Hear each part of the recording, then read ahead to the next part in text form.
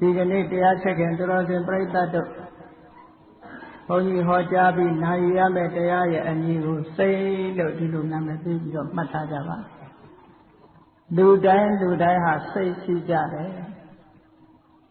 စိတ်ဆိုတဲ့သဘောတရားဟာလူတိုင်းပိုင်ဆိုင်တဲ့သဘောတရားထိုလူတိုင်းပိုင်ဆိုင်တဲ့သဘောတရားကိုလူတိုင်းဟာပိုင်နိုင်ကြရလားလို့ဆိုဆိုင်တာမပိုင်ကြဘူးနော်စိတ်သွားတိုင်းကိုပါလိုရာဆန္ဒပြည့်ပြည့်စေနဲ့ဆုတောင်းကြစိတ်နဲ့ပတ်သက်ပြီးတော့လောကမှာလူတွေပြောကြတယ်စိတ်ထောင်းတော့ကိုကြည်တယ်တဲ့ဟုတ်ကဲ့လားစိတ်ပြူတော့ကိုနုတယ်တဲ့စိတ်နဲ့ပတ်သက်ပြီးတော့ပြောကြတယ်စိတ်ဆိုတာမိမိရဲ့တဏ္ဍာမှာဖြစ်တဲ့မွေးရာပါသဘာဝတစ်ခုပဲသို့တော်လည်းဘုန်းကြီးတို့တရားချက်ခင်တော်ခင်ပြိဿတ်တို့ကိုပိုင်တဲ့စိတ်ကိုတဏ္ဍာမှာရှိတဲ့စိတ်ကိုခိုင်းတိုင်းရရလားလို့ဆိုလို့မရဘူးလူတွေကစိတ်နောက်လိုက်နေကြရတယ်စိတ်ကကိုယ်နောက်မလိုက်ဘူးစိတ်ဖြစ်ခြင်းရာကိုလူကလိုက်ပြီးလုပ်နေကြရတယ်နော်ကိုဖြစ်ချင်တာကိုစိတ်ကမဖြစ်ဘူးအဲ့တော့ဘုန်းကြီးတို့စာပေမှာဗုဒ္ဓမြတ်စွာကစိတ်တဝတိကေနနဘဝိတဗံစိတ်တဝတိကေနစိတ်ကိုအလိုလိုက်ပြီးနဘဝိတဗံမဖြစ်တဲ့မှာစိတ်အလိုမလိုက်ကြနဲ့စိတ်တစိတ်ကိုအတနောမိမိဝတေအလိုတိုင်းဝတိတဗံဖြစ်စေကြရမည်စိတ်ကိုယ်သာကိုယ်အလိုတိုင်းဖြစ်စေရမယ်စိတ်နောက်လိုက်နေတဲ့ပုဂ္ဂိုလ်တိုင်းဟာဆင်းရဲဒုက္ခနဲ့ကြုံတွေ့ကြရတယ်နော်အဲ့တော့ဒီစိတ်ကလေးအကြောင်းကိုပိုင်နိုင်ဘုန်းကြီးတို့သိဖို့အမတန်မှလိုအပ်ပါတယ်ငရဲချတာလည်းဒီစိတ်ကြောင့်ပဲနိဗ္ဗာန်ရောက်တာလည်းဒီစိတ်ကြောင့်ပဲစိတ်ကိုနိုင်လို့ရှိရင်ထိုစိတ်ကလေးကိုနိုင်လိုက်တာနဲ့တပြိုင်နက်ဒီပုဂ္ဂိုလ်ဟာတန်တရားဝဆဲကနေလို့ပြီးတော့တန်တိဒုက္ခထာဝရငြိမ်းချမ်းတဲ့နိဗ္ဗာန်ချမ်းသာကိုမျက်မှောက်ပြုနိုင်ကြတယ်စိတ်တစ်လုံးကိုမနိုင်တော့ဘူးဆိုလို့ရှိရင်တန်တရားထဲမှာအပယ်ဆင်းရဲဖြစ်အောင်နေမွန်းကြရတယ်တဲ့ဒီစိတ်ကလေးပဲဟုတ်ကဲ့အဲ့တော့ဒီစိတ်ကလေးကဘုန်းကြီးတို့ဝိဓမ္မာတဘာဝနဲ့ပြောကြရအောင်စိတ်ဆိုတာပါဠိစကားလုံးကရထားတဲ့မြန်မာစကားလုံးတစ်ခုပါဠိလိုအပြည့်အဝကြတော့စိတ်တာလို့ဘယ်လိုပြေဝဘယ်လိုမှတ်စိတ်တဆိုတဲ့စကားလုံးကိုဘုရားဘာသာကိုစတင်လေ့လာကြတဲ့ရှေးပညာရှင်မြန်မာပညာရှိဆရာတော်ကြီးများကဘာသာမပြန်တော့ပဲနဲ့စိတ်တကိုစိတ်လို့ဒီလိုခေါ်လိုက်တော့အားလုံးဟာယဉ်နှီးဝင်ဆံပြီးသားဖြစ်နေတယ်လူတိုင်းအရက်တဲမှာကလေးကစပြီးတော့ငါစိတ်လာမစမ်းနဲ့တော့ငါကစိတ်ဆိုးတတ်တယ်သူကစိတ်ကောင်းရှိတယ်သူကစိတ်ကောင်းမရှိဘူးနဲ့ဆိုပြီးတော့စိတ်အကြောင်း၄စဉ်ပြောနေကြတာမဟုတ်လားအေးအဲ့ဒီ၄စဉ်ပြောနေတဲ့စိတ်အကြောင်းကိုသိသလားလို့ဆိုတော့မသိကြဘူးဂဂနန္ဒသိဖို့လိုအပ်ပါတယ်တဲ့အဲ့တော့စိတ်တဆိုတာဘာကြောင့်စိတ်လို့ခေါ်ရတယ်လဲအာရမဏစိတ်တေတိတိစိတ်တံအာရမဏအာယုံကိုစိတ်တေတိကြံစီတိုင်းဣတိတသမထိုကြောင့်စိတ်တံစိတ်ကြီးပါပေတော့ဤအာယုံကိုရအောင်ကြံယူတတ်သိတတ်သောကြောင့်စိတ်လို့ခေါ်ပါတယ်တဲ့ဒါစိတ်ရဲ့အဓိပ္ပာယ်ကိုမှတ်ထားဖို့လားနော်အာရမဏဝိသန္ဒနာလက္ခဏာစိတ်တံစိတ်တံလူတို့ရဲ့တဏ္ဍာမှာဖြစ်တဲ့စိတ်ဆိုတဲ့သဘာဝတရားသည်အာရမဏဝိဇာဏနာအာယုံကိုသိတတ်တဲ့လက္ခဏာသဘာဝလက္ခဏာရှိပါပေတော့စိတ်ဆိုတာအာယုံတွေကိုရယူပြီးထိုအာယုံကိုသိတတ်တဲ့သဘောလေးကိုစိတ်လို့ခေါ်ပါတယ်မျက်စိကအသင်အာယုံကိုမြင်တဲ့အခါမှာမြင်သိစိတ်ကလေးပေါ်တယ်ဟုတ်ကဲ့လားနေ့စဉ်နဲ့အမျှမိမိမျက်လုံးထဲမှာမြင်လာတာကိုမသိကြဘူးလားသိတယ်အဖြူမြင်အဖြူလို့သိတယ်အမဲမြင်တယ်လို့သိတယ်ဟောစိတ်ကသိမြင်တဲ့အာယုံကိုအမိပြုပြီးတော့စိတ်ကလေးတွေဖြစ်နားကအတန်ကိုကြားလို့ရှိရင်ကြားသိတဲ့စိတ်တွေဖြစ်တယ်နှာခေါင်းကအနံ့ကိုရရင်နံသိတဲ့စိတ်ဖြစ်တယ်လျှာကအယောဂါကိုလျက်တဲ့အခါမှာလျက်သိစိတ်ဖြစ်တယ်တဲ့ခန္ဓာကိုယ်ကတစတခုနဲ့ထိတွေ့တဲ့အခါမှာထိတိဆိုတဲ့စိတ်ဖြစ်တယ် မျက်စိကလည်းမြင်တာမဟုတ်နားကလည်းကြားတာမဟုတ်နှာခေါင်းကလည်းအနံ့ရတာမဟုတ်လျှာကလည်းအရသာတွေ့တာမဟုတ်ခန္ဓာကိုယ်နဲ့လည်းထိတာမဟုတ်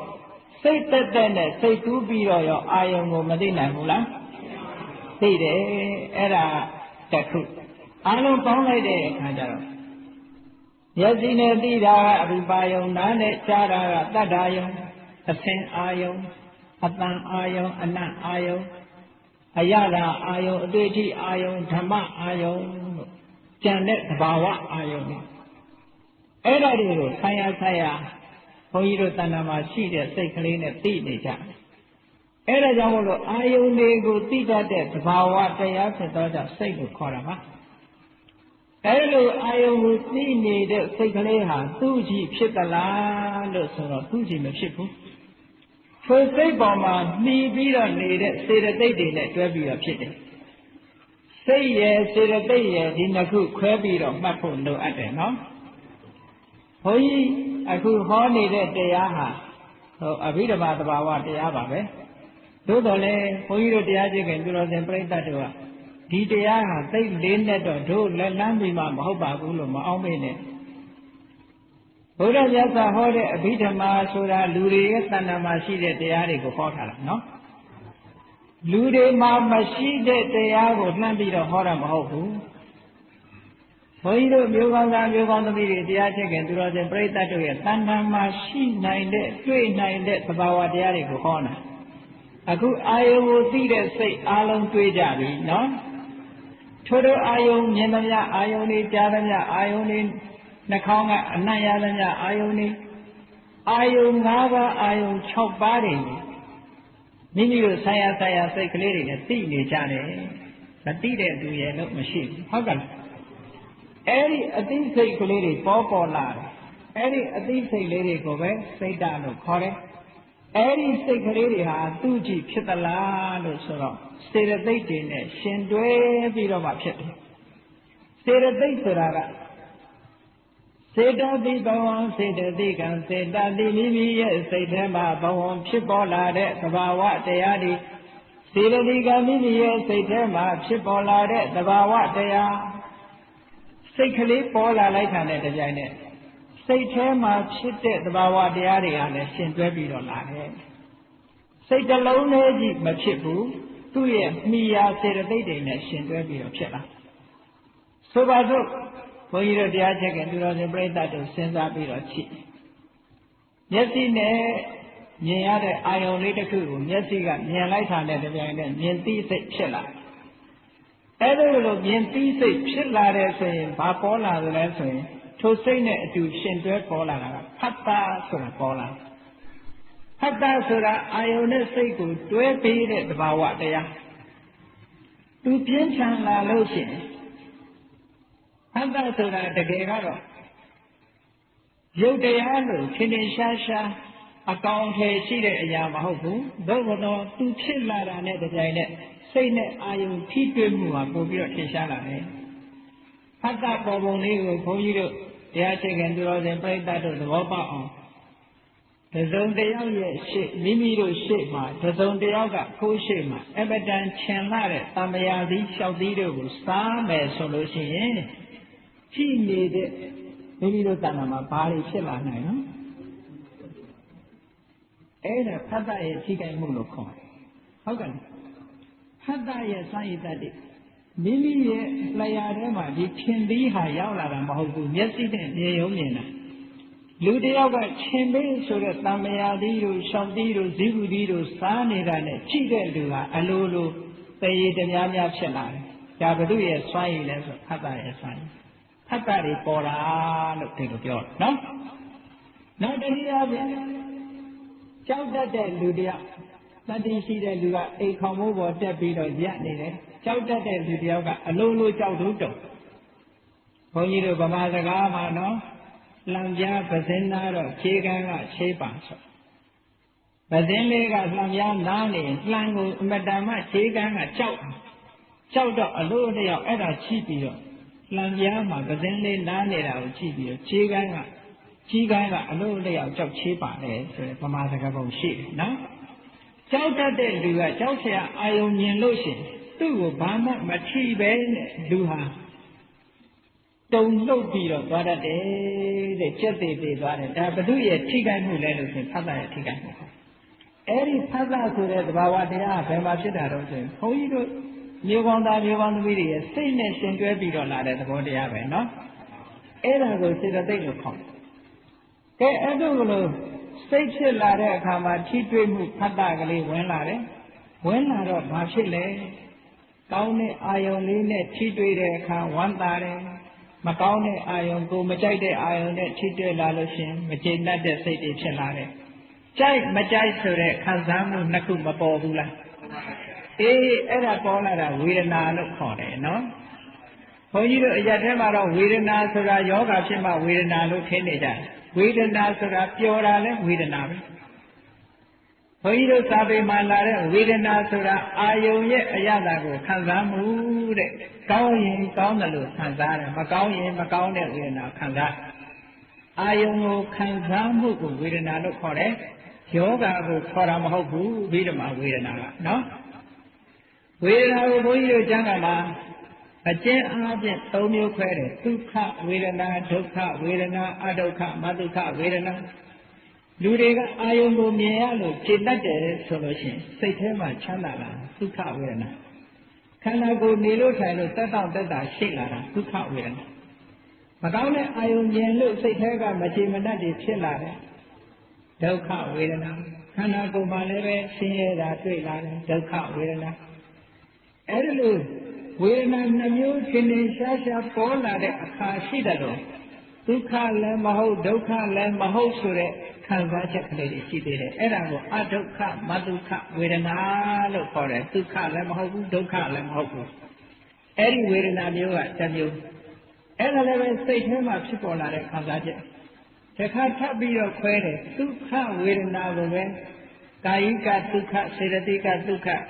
ခန္ဓာကိုယ်နဲ့ပတ်သက်ပြီးတော့ချမ်းသာမှုစိတ်နဲ့ပတ်သက်ပြီးတော့ချမ်းသာမှုလို့နှမျိုးထပ်ခွဲဒုက္ခကိုလည်းပဲကာယိကဒုက္ခစေတသိကဒုက္ခခန္ဓာကိုယ်မှာဖြစ်ပေါ်လာတဲ့ဆင်းရဲဒုက္ခစိတ်ထဲမှာဖြစ်ပေါ်လာတဲ့ဆင်းရဲဒုက္ခလို့နှမျိုးထပ်ပြီးတော့ခွဲပြီးအဒုက္ခမဒုက္ခဆိုတဲ့ဝေဒနာကြတော့ဥပိ္ပခာလို့ခေါ်အဲ့ဒါလို့ခွဲလိုက်တဲ့အခါကျတော့ဝေဒနာ၅မျိုးရပြန်တယ်ဒါတွေနဲ့ဘုန်းကြီးတို့တရားချစ်ခင်သူတော်စင်ပြိဿတ်တို့ရဲ့ခန္ဓာမှာတွေ့နိုင်တဲ့တရားတွေဒီပဲဟုတ်ကဲ့လားကောင်းတဲ့အာယုလေးမြင်တဲ့အခါစိတ်ကပျော်ပြီးတော့မသွားဘူးလားအဲ့ဒါကိုသောမနတဝေဒနာလို့မြတ်စွာဘုရားပြောဟောစိတ်ကလေးနဲ့ရှင်တွဲပြီးတော့သောမနတဝေဒနာဖြစ်လာပြီဆိုရင်လူတွေဟာတပြုံးပြုံးနဲ့နေကြတယ်နော်ပြုံးလိုက်ကြရဲလိုက်ကြမောလိုက်ကြတယ်ဟောသောမနတဝေဒနာတွေပေါ်နေတဲ့အခါပြုံးနေကြတာပဲပြုံးကြတယ်ရဲကြတယ်မောကြတယ်ဒါသောမနတဝေဒနာဖြစ်လို့ဟောတခါတည်းရကြတော့လည်းသူတွေကမပြုံးနိုင်ကြဘူးတဲ့မျက်နှာအသင်ပြင်ပဲပြီးတော့ရှုပ်မဲ့ပဲဖြစ်နေကြဒေါမနတဝေဒနာလို့ခေါ်အဲ့ဒီအခါမျိုးတော့မကြုံရဘူးလားစိတ်ဆင်းရဲလိုက်တာနဲ့အတ္တကကိုရေးလာအောင်ဒေါမနတတွေဖြစ်ဟုတ်ကဲ့စိတ်ဆင်းရဲလိုက်တာစိတ်ဆင်းရဲတာဆိုတာတခါတည်းရကြတော့ကိုယ်ဆင်းရဲတာကိုအကြောင်းပြဆိုတော့အေးမိလို့ဖြစ်စေတစုံတစ်ခုသောအကြောင်းကြောင့်ဖြစ်စေခေါင်းကိုက်တယ်သွားကိုက်တယ်နားကိုက်တယ်ဟောကာယိကဒုက္ခခေါင်းကိုက်နားကိုက်သွားကိုက်တဲ့ကာယိကဒုက္ခလို့ဆိုတဲ့ဒုက္ခဝေဒနာပေါ်တဲ့နောက်မှာဖြစ်ရလေခြင်းဆိုတဲ့စိတ်ညစ်တဲ့ဒေါမနတမပေါ်ဘူးလားအေးအရာထဲမှာပြောတာစိတ်ညစ်လိုက်တာလို့ပြောတာဒေါမနတဝေဒနာကိုပြောနေတာနော်ဒေါမနတဝေဒနာဆိုတာလူတိုင်းမှာရှိတယ်အေးနေရထိုင်ရပျော်လိုက်တာလို့ပြောတာဒေါမနတဝေဒနာပြောနေလို့ထိုင်လို့ကောင်းလိုက်တာဒီကနေ့ငါခန္ဓာကိုယ်ကအာရှိအင်းရှိနဲ့လှုပ်လို့ရှားလို့ကောင်းတယ်ဟောဒုက္ခကာယိကဒုက္ခဝေဒနာကိုပြောဒီနေ့တော့ပျော်တာလည်းမဟုတ်ဘူးမပျော်တာလည်းမဟုတ်စိတ်ညစ်တာလည်းမဟုတ်ဘူးပုံမှန်လေးနေရတယ်ဆိုဥပိ္ပခာကိုပြောအဲ့တော့ဒီတရားတွေဟာမိမိတို့တဏ္ဍာမှာမတွေ့နိုင်ဘူးလားအေးတွေ့နိုင်တယ်ဒီတရားတွေဟာဘယ်သူနဲ့ရှင်တွဲပြီးတော့ဖြစ်တုံးဆိုစိတ်နဲ့ရှင်တွဲပြီးဖြစ်လို့သူတို့ကိုစေတသိက်လို့ခေါ်တာပါအဲ့ဒါကိုပဲခန္ဓာဝေဒနာသင်ညာဆိုတာစိတ်ကလေးဖြစ်လာလို့ရှင်အမှတ်တိကလေးနဲ့ ဘုန်းကြီးတို့မျိုးကောင်းသားမျိုးကောင်းသမီးတွေစဉ်းစားကြည့်တစ်ခုကိုတွေ့ပြီးရင်ကိုယ်စိတ်ထဲမှာအမှတ်ကလေးတစ်ခုရအောင်ဆိုတော့တကယ်ချင်းတယောက်မိတ်ဆွေတယောက်စပြီးတော့သိတယ်ဆိုတော့သိလို့ရှိရင်ထုံမိတ်ဆွေရဲ့စကားပြောပုံစကားပြောဟန်သူ့ရဲ့လုံးရတန်တန်မျက်နှာအနေထားအသားအရောင်တစ်ခုစသည်ကိုစိတ်ထဲမှာမှတ်လိုက်တယ်နောက်တစ်ခါပြန်တွေ့တဲ့အခါကျတော့ဒီလူပဲဆိုတာမသိဘူးလားသိတယ်ဈေးထဲသွားပြီးတော့အဝတ်ကလေးတစ်ထည်ဝယ်လာခဲ့တယ်ဟုတ်ကဲ့လားငကိုယ်တော့ကကိုမမြင်ဘူးသေးတဲ့အဝတ်ဈေးထဲမှာစူပါမားကတ်တို့ဘာလို့လှည့်ပြီးတော့ချိတော့အရှင်ကောင်းကောင်းအသွေးလှလှလေးတွေ့တာနဲ့ရွေးပြီးတော့ဝယ်လာခဲ့တဲ့အခါကျတော့စိတ်ထဲမှာဒါလေးကမှတ်မိဒီအဝတ်ကလေးကတခြားရောက်သွားတော့မှဟဲ့ဒါငါအဝတ်ကလေးဆိုတာမသိဘူးလားအေးအဲ့ဒါလို့သိတာတင်ညာရဲ့စွမ်းအားတဲ့စိတ်ထဲမှာပေါ်တဲ့တင်ညာရဲ့စွမ်းအားစိတ်ဆိုတာအာယုံကိုသိယုံလေးပဲသိတယ်အခုလို့မှတ်နိုင်တာကတင်ညာကမှတ်တာတဲ့ကဲဘုန်းကြီးတို့တရားချစ်ခင်သူတော်စင်တွေရဲ့တဏ္ဍာမှာတင်ညာဆိုတဲ့သဘာဝတရားလည်းဖြစ်တယ်ဆိုတာမထင်ရှားဘူးလားအေးထင်ရှားတယ်ကိုယ်ပစ္စည်းကိုမှတ်မိကြတယ်ကိုယ်ဆွေမျိုးသားချင်းတွေကိုမိတ်ဆွေတငယ်ချင်းတွေမှတ်မိကြတယ်ကိုယ်ဘယ်လမ်းမှာနေတယ်ဟုတ်လားဘယ်ရပ်ကွက်မှာနေတယ်ဒါတွေရောမမှတ်မိဘူးလားအေးမှတ်မိတာတွေမှန်သမျှသိညာတဲ့သဘာဝတရားဖြစ်ပေါ်လို့မှတ်မိနေတာနော်ဖသဝေဒနာသိညာစေတနာဆိုတာဒီသဘာဝတရားတွေသူဆိုင်ရာကိစ္စတွေလောက်အောင်သူကတွန်းအားပေးတာလေလှုပ်ဆော်ပေးတဲ့သဘောတရားလေးပညာကမှတ်မိအောင်ဖတ်တာကအာယုံနဲ့ထိတွေ့အောင်ဝေဒနာကခံစားအောင်ဘယ်သူကလှုပ်ဆော်ပေးစေတနာလေးကလှုပ်ဆော်ပေးနေတာနော်အဲဒီစေတနာတရားလေးကကောင်းတာတွေနဲ့တွဲလို့ရှိရင်ကုသိုလ်စေတနာလို့ခေါ်တယ်မကောင်းတာတွေနဲ့တွဲလို့ရှိရင်အကုသိုလ်စေတနာလို့ခေါ်တယ်လောဘနဲ့ရှင်တွဲလာရင်အကုသိုလ်ဒေါသနဲ့ရှင်တွဲလာရင်အကုသိုလ်မောဟနဲ့ရှင်တွဲလာရင်အကုသိုလ်သို့မဟုတ်ဘဲနဲ့အလောဘတို့အဒေါသတို့အမောဟတို့နဲ့တွဲလာတဲ့အခါကျတော့ကုသိုလ်လို့ခေါ်တယ်အဲဒီစေတနာဆိုတာအကောင်းလည်းရှိတယ်အဆိုးလည်းရှိတယ်သို့တော်လည်းအရာထဲမှာပြောကြတယ်ငါကစေတနာနဲ့ပြောတာသူကလက်မခံဘူးစေတနာကိုအကောင်းကြီးပြောလို့မရဘူးဟုတ်ကဲ့စေတနာဆိုတာကောင်းတဲ့သဘာဝတွေနဲ့ရှင်တွဲဖြစ်ရင်စေတနာကောင်းလို့ခေါ်တယ်မကောင်းတဲ့စိတ်တွေစိတ်ထားတွေနဲ့ရှင်တွဲလာလို့ရှိရင်စေတနာယုတ်လို့ခေါ်တယ်အဲ့ဒီစေတနာလေးကိုပဲဘုန်းကြီးတို့တရားချစ်ခင်သူတော်စင်ပြိဿတ်တို့အားလုံးနားလည်ချတဲ့ကံတရားဆိုတာဒီစေတနာလေးကိုခေါ်တာပဲဒီစေတနာလေးဟာမိမိတဏ္ဍာမှာစုမိဆောင်းမိပြီဆိုရင်သူကအကျိုးတွေကိုထုတ်လုပ်ပေးတတ်တယ်။ဒါကြောင့်ဘုရားမြတ်စွာကစေတနာဟံဘိက္ခဝေကမ္မဝဒါမိဘိက္ခဝေခြေသားရန်တို့အာငါသည်စေတနာဆိုတဲ့သဘာဝတရားကိုကမ္မံကံဟူ၍ဝဒါမိဟောပါပြီ။စေတနာဆိုတာတခြားမဟုတ်ဘူးကံတရားလောကမှာကံဤအကျိုးလို့ပြောကြတယ်ဟုတ်လားအဲ့ဒီစိတ်ထဲမှာဖြစ်ပေါ်လာတဲ့ဟောဒီစေတနာလေးကိုကံလို့ခေါ်တာ24ပစ္စည်းထဲမှာလည်းပဲဟိတုပစ္စယောအာရမဏပစ္စယောဆိုတဲ့အထဲမှာကမ္မပစ္စယောဆိုတာမပါဘူးလားအေးဒီကမ္မပစ္စယောဆိုတာတခြားပြောတာမဟုတ်ဘူးအခုစိတ်ထဲမှာဖြစ်တဲ့စေတနာလေးကိုပြောတာအဲ့ဒီစေတနာလေးကတွန်းအားပြင်းထန်လေးကံတရားတွေပြင်းထန်လာလေဒီစေတနာလေးမိမိတို့ရဲ့တဏ္ဍာမှာကံအဖြစ်ဆောင်ရွက်နေသေးတဲ့ညဒီကံတွေအကျိုးပေးနေလို့ရှိရင်တန်လျာထဲမှာအကောင်းဆုံးခံစားနေကြရမှာတဲ့ဟုတ်ကဲ့ဒါလူသဘာဝဘုန်းကြီးတို့တရားချစ်ခင်သူတော်စင်ပြိဿတ်တို့ရဲ့တဏ္ဍာမှာတွေ့နိုင်တဲ့သဘာဝလေးတွေကိုဘုန်းကြီးပြောစိတ်ဖြစ်ရင်အခုဒီသဘောတရားတွေအားလုံးဟာရှင်တွဲပြီးတော့အမြဲတမ်းဖြစ်တယ်သူတို့ကိုအကောင်းလို့လည်းပြောလို့မရဘူးအဆိုးလို့လည်းပြောလို့မရဘူးအတ္တတဲ့ဝေဒနာတဲ့သင်ညာတဲ့စေတနာတဲ့ဧကဂတအာယုန်လေးတစ်ခုပေါ်လာလို့ရှိရင်စိတ်ကအာယုန်နဲ့တွေးလိုက်တယ်ဆိုတော့မျက်စိကအဆင်းအာယုန်လေးကိုမြင်လိုက်တာနဲ့တကြိုင်နဲ့မြင်သိစိတ်ကလေးဖြစ်တယ်အဲ့ဒီမြင်သိစိတ်ကလေးဖြစ်တဲ့ကထိုအာယုန်ပေါ်မှာတခဏတာမြရပ်တန့်သွားတာကိုဧကဂတလို့ခေါ်တယ်ဟုတ်ကဲ့လားကြာရပ်တန့်သွားရင်ကြာပေါ့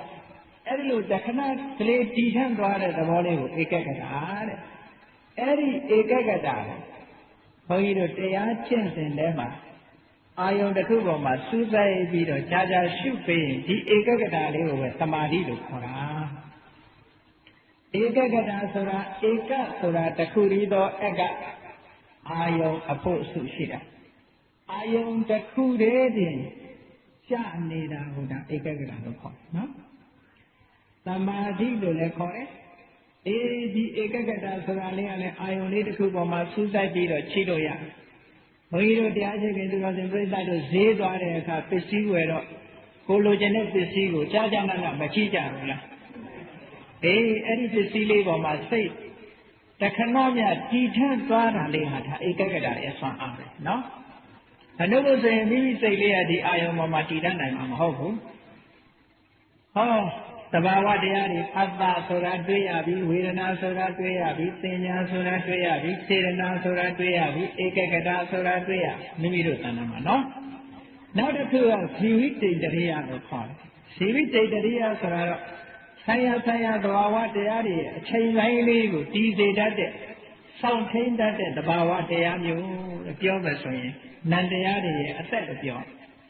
အဲ့ဒီတရားကတော့သူ့သဘာဝအတိုင်းဖြစ်တာမဟုတ်သဘာဝအတိုင်းတည်နေနိုင်အောင်သူကထိမ့်သိမ့်ပေးတယ်လို့ဒီလိုမှတ်ရတယ်ဥပမာပဲတရားချက်ခင်သူတော်စင်ပြိဿတို့ဥပမာလေးနဲ့ပြောမှပို့ပြီးတော့ရှင်းတယ်ရေကန်ထဲမှာကြာပင်လေးတွေပေါက်အဲ့ဒီကြာပင်လေးတွေရှင်သန်ပြီးတော့ကြာပန်းလေးတွေပွင့်လန်းနေအောင်ဘယ်သူကထိမ့်ပေးထားတာနော်ရေကထိမ့်ပေးထားတာရေကန်ထဲကရေတွေခြောက်သွားပြီးရေပြောက်သွားမယ်ဆိုလို့ရှိရင်ကြာကလေးရောခြောက်မသွားဘူးလားအဲ့ဒါမျိုးလိုပဲဘုန်းကြီးတို့နန္တရားတွေထဲမှာဇီဝိတ္တိတရိလေးကထိမ့်ပေးနေတာလို့ရေကနေပြီးတော့ကြာပန်းလေးတွေလန်းနေအောင်ထိမ့်ထားဘုရားအိုးထဲမှာလည်းဘုရားညောင်ရီအိုးမှာပန်းချိုးတဲ့အခါမှာရေကလေးမထည့်ရဘူးလားရေကလေးထည့်ထားလို့ရှိရင်ထိုပန်းကလေးဟာ50ရက်ဆိုတာလို့လန်းနေတာဘယ်သူကထိမ့်ပေးထားတာတော့ထို့တူပဲနန္တရားတွေမှာလည်းဇီဝိတ္တိတရိလေးကထိမ့်ပေးထားလို့ဘုန်းကြီးတို့စိတ်ကလေးဟာရှင်သန်နေတယ်လို့ဒီလိုမှတ်ရမယ်နော်နောက်တစ်ခုကမနတိကာရတဲ့မနတိကာရဆိုတာနှလုံးသွင်းအာယုန်လေးပေါ်လာတာနဲ့တကြိုင်နဲ့နှလုံးသွင်းဆင်ခြင်မှုမရှိရင်ထိုအာယုန်ကိုမသိနိုင်ပါဘူးနှလုံးသွင်းဆင်ခြင်မှုဆိုတာလေးပေါ်ရအဲ့တော့အာလုံးပေါင်းလိုက်တဲ့အခါကျတော့အတ္တရဲ့ဝေဒနာရဲ့သင်ညာရဲ့စေတနာရဲ့ဧကဂတရဲ့ဇီဝိတ္တိတရိယရဲ့မနတိကာရရဲ့ဆိုတော့9ခုဖြစ်သွားဘူးလားအဲ့ဒီ9ခုသောသဘောတရားတွေဟာစေတသိက်တွေမိမိတို့တဏ္ဍာမှာဖြစ်တဲ့စိတ်နဲ့အမြဲတမ်းရှင်တွဲပြီးတော့ဖြစ်နေကြပါတယ်ဘယ်စိတ်ဖြစ်ဖြစ်ဒီတရားတွေမိမိတို့တဏ္ဍာမှာရှိနေတယ်လို့ဒီလိုမှတ်ပါနော်စိတ်ဟာတစ်ခုတည်းမဖြစ်နိုင်ဘူးထိုစေတသိက်တွေနဲ့ရှင်တွဲပြီးတော့ဖြစ်တယ်ကဲကောင်းပြီအဲ့ထဲမှာစေတသိက်တွေအကြောင်းပြောမယ်ဆိုလို့ရှိရင်မိုးလင်းသွားလိုက်မယ်52ခုရှိတယ်လူရင်းလေးကိုပြောမယ်မကောင်းတဲ့စေတသိက်နဲ့ကောင်းတဲ့စေတသိက်ခွဲရအခုပြောခဲ့တဲ့စေတသိက်9ခုဆိုတာစိတ်ဖြစ်တိုင်းပါဝင်လို့သူတို့ကိုသဗ္ဗစိတ်တသာဒရဏလို့ဘုန်းကြီးတို့စာပေကျမ်းကမှာဆိုတယ်နော်သဗ္ဗစိတ်တသာဒရဏဆိုတာစိတ်အားလုံးနဲ့ဆက်ဆံပြီးစိတ်အားလုံးဖြစ်တိုင်းပါတဲ့သဘောတရားတွေတဲ့ဘုန်းကြီးတို့လူဆိုတာနဲ့တပြိုင်နက်မျက်စိတို့နားတို့နှာခေါင်းတို့မပါဘူးလားစိတ်လို့ဆိုလိုက်တာနဲ့ဒီသဘာဝတွေကပါလာပြီးသားလို့ဒီလိုမှတ်ရဘုန်းကြီးတို့ခန္ဓာကိုယ်ပဲပြန်ပြီးတော့စိုက်ကြည့်လိုက်ပေါ့စိုက်ကြည့်လိုက်ခန္ဓာကိုယ်ထဲမှာသဘာဝတရားတွေဟာသူ့အလုပ်သူလုပ်ကြတာတွေကိုစဉ်းစားကြည့်ဘုန်းကြီးတို့မှာမျက်စိရှိတယ်မျက်စိရဲ့အလုပ်ကဘာတုံးဆိုရင်ဟိုဟာဒီဟာကြည့်ဖို့မြင်ဖို့ပဲဒါပေမဲ့သူကြားလို့ရရလားနားရဲ့အလုပ်ကြတော့ဟိုအတန်ဒီအတန်ကြားဖို့သူကမမြင်နိုင်ဘူးခြေထောက်ရဲ့အလုပ်ကြတော့လှမ်းပြီးတော့သွားဖို့သို့တော့ခြေထောက်ကမကြည့်နိုင်ဘူးမကြားနိုင်ဘူးဟုတ်တယ်မို့လားအနံ့ရှိဖို့ကြတော့နှာခေါင်းရဲ့တာဝန်အရသာတီးဖို့ကြတော့လျှာရဲ့တာဝန်ဟောသူ့ဟာလေးတွေနဲ့သူတာဝန်ထမ်းဆောင်တယ်လို့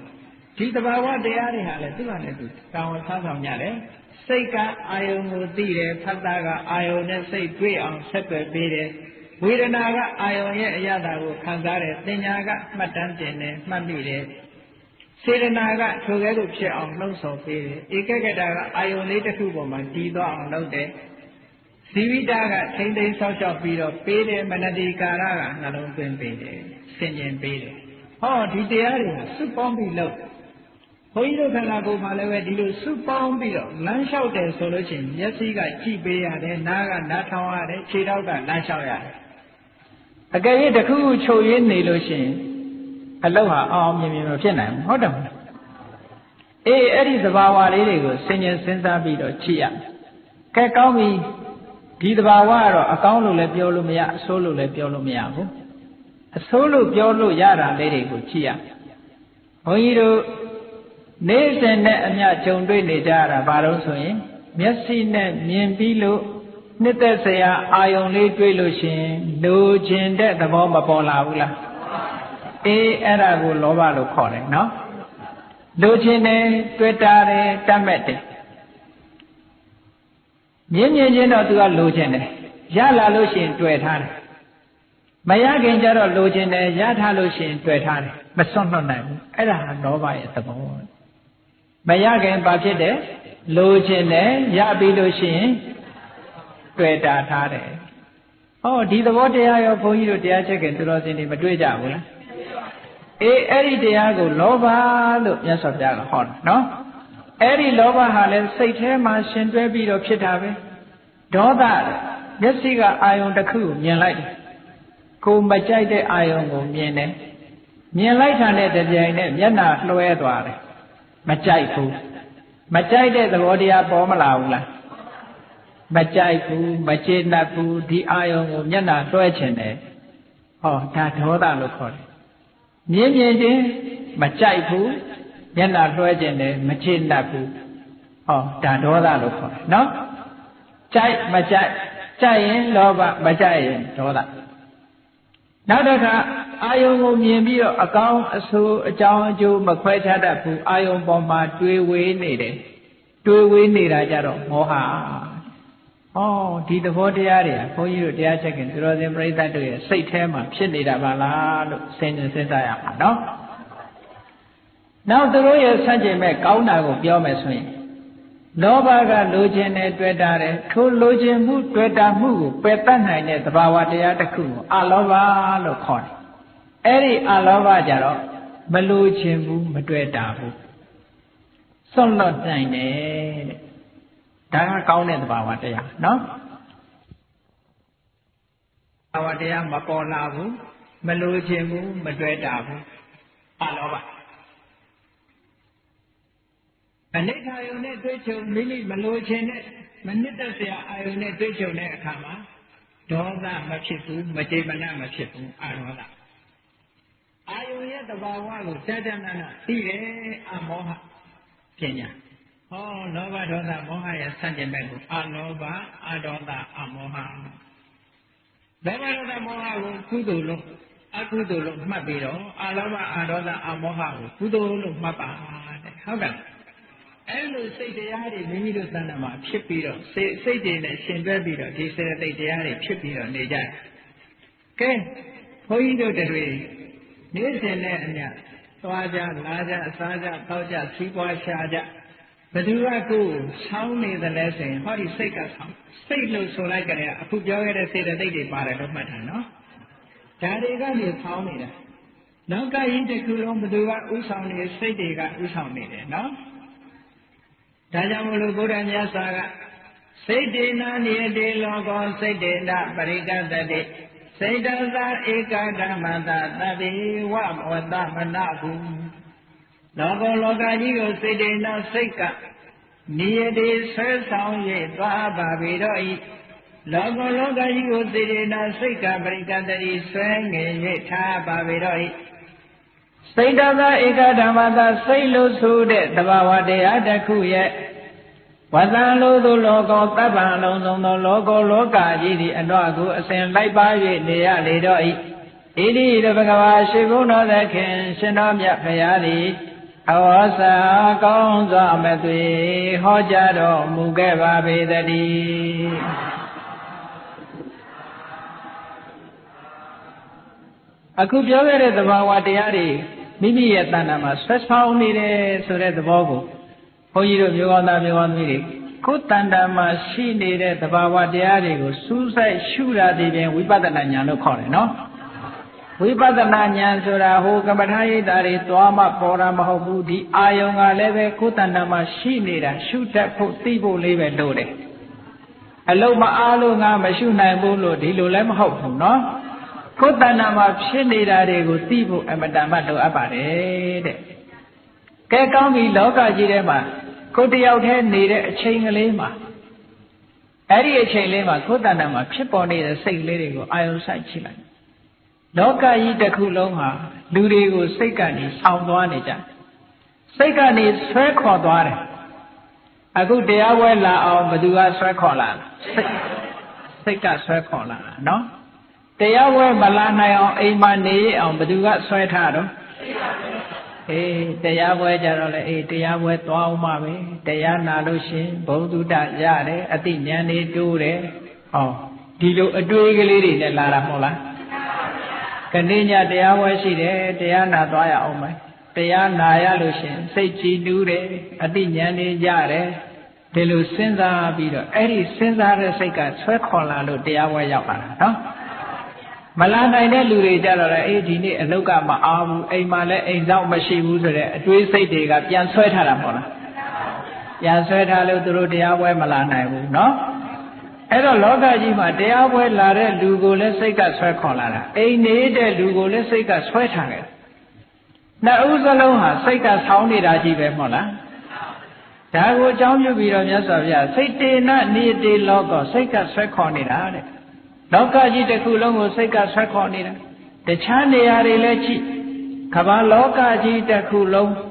ဟုတ်လားမြန်မာနိုင်ငံနဲ့မကြည့်နဲ့ကမ္ဘာလောကကြီးမှာရှိတဲ့လူသားအလုံးဘသူကဆွဲခေါ်စိတ်ကဆွဲခေါ်ဘသူကဆွဲထားတော့စိတ်ကဆွဲထားတရားဝဲပြီးတဲ့အခါအိမ်ပြန်ဘသူကခေါ်သွားတာတော့စိတ်ကပဲခေါ်သွားတာအဲ့ဒီစိတ်ဆိုတဲ့သဘာဝတရားဟာတည်မြဲတဲ့သဘာဝတရားလားဆိုတည်မြဲတာမဟုတ်ဘူးကိုယ်ပိုင်တဲ့သဘာဝတရားလားဆိုတော့လည်းမပိုင်ဘူးအကြောင်းလျော်စွာပေါ်လာပြီးတော့ဟုတ်တဝါအဘဝဖြစ်လာပြီးတဲ့နောက်မှာပြတ်သွားတဲ့သဘာဝတရားဆိုတာဆင်ញင်စဉ်းစားဖို့လိုအပ်တယ်နော်အေးကောင်းပြီဒါကြောင့်မလို့ဘုရားမြတ်စွာစိတ်တေနနိယတိလောကောစိတ်ရဲ့သဘာဝလေးကိုသိအောင်လုပ်ကောင်းပြီမြတ်စွာဘုရားတခင်တော်မြတ်ကစိတ်ဟာစိတ်ရဲ့သဘာဝလေးတွေကိုပို့ထင်ရှားအောင်ဒုရေကမဧကသရံအတရိရံဒုဟာတယံယေစိတ်တံတံမေတ္တံဒီမောက္ခန္တိမာရဗန္ဒနာစိတ်ရဲ့သဘာဝတရားကိုမြတ်စွာဘုရားတခင်ကိုရောမြတ်ကဒုရေကမဝေကွာလှတဲ့အာယုန်တို့လည်းအယောက်သွားတတ်ပေထသောစိတ်ဆိုတာဘလောက်ဝေရောက်အောင်သွားနိုင်လဲ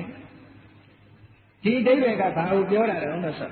စိတ်ကခန္ဓာကိုယ်ကနေအပြင်ထွက်ပြီးတော့သွားတယ်လို့ဒီလိုမအောင်မေ့နဲ့နော်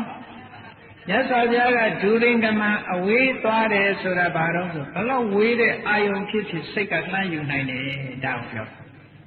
ဘလောက်ဝေးကွာတဲ့အာယုံပဲဖြစ်ဖြစ်စိတ်ကအာယုံပြုတ်နိုင်တဲ့သိနိုင်တာကိုဒီလိုဆို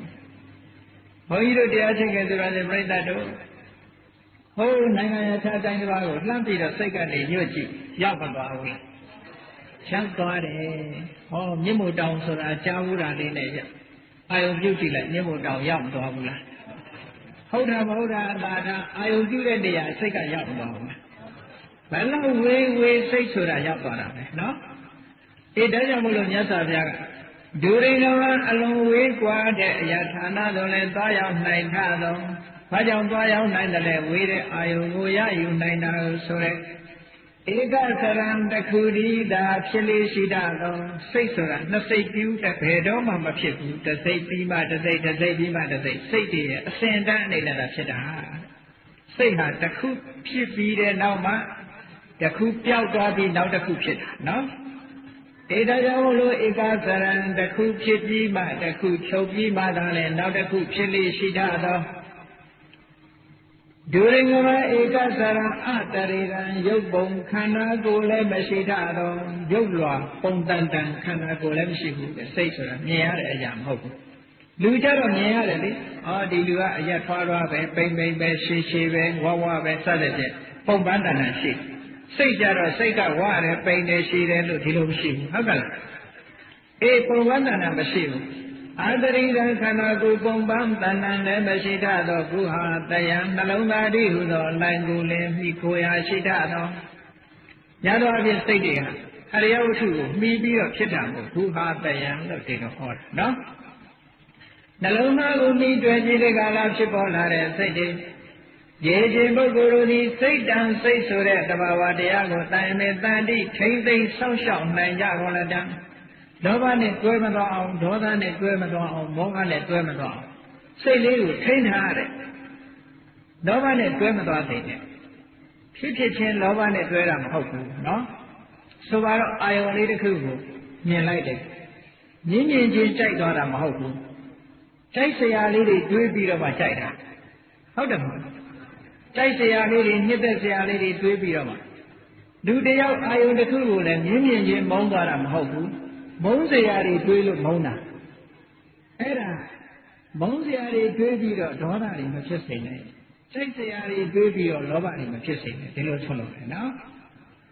အေးအတွေးတွေအပေါ်မှာနောက်ကနေပြီးတော့လောဘတွေဒေါသတွေမောဟတွေနဲ့တွဲနေတာအဲ့ဒီလိုမတွဲအောင်